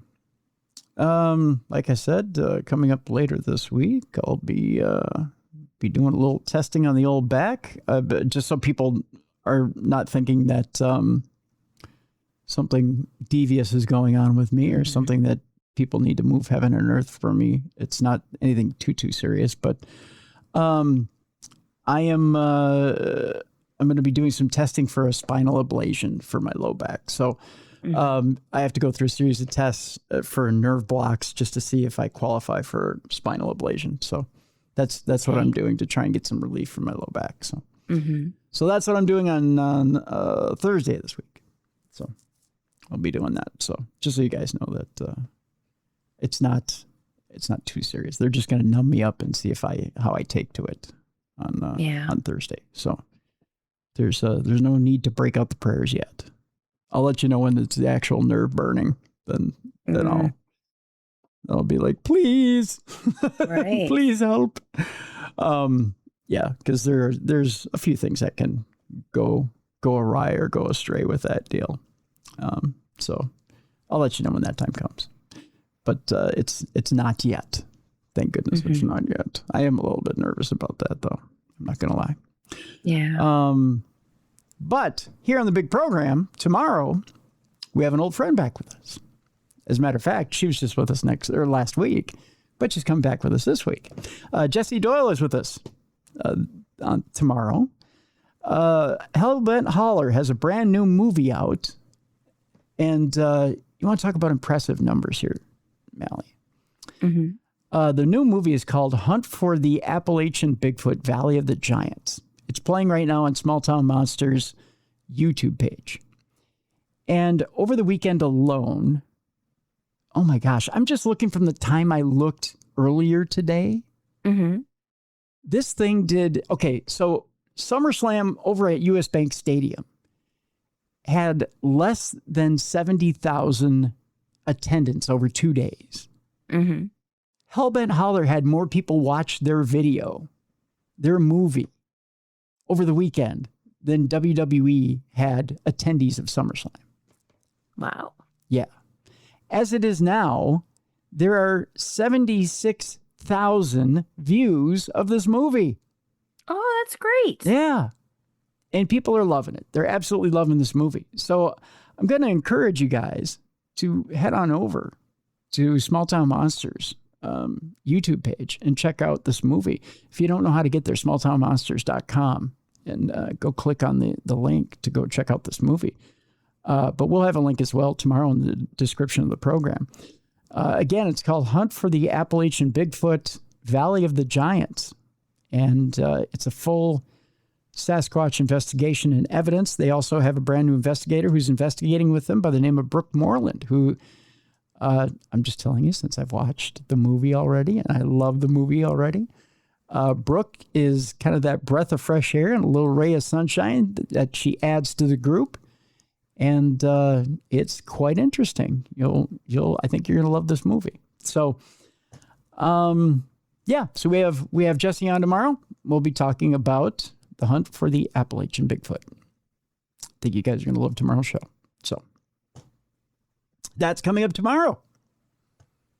Great. Good week this week. My gosh. You know, like I told Jess yesterday, I just, I'm incredibly blessed because I have no talent, but I surround myself with you guys. Stop. And you guys make this show run flawlessly. So I'm so grateful to have all of you. So between Jess and Mallie and now Jessie tomorrow, it's like I get 3 days off.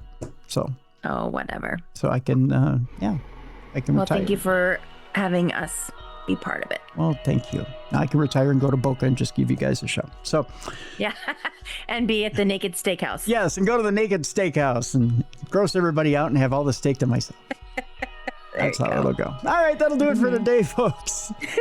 I'm going to put in my reservation for the Naked Steakhouse, and we'll see, I guess, tomorrow for the big show with Jesse Doyle, Hunt for the Appalachian Bigfoot.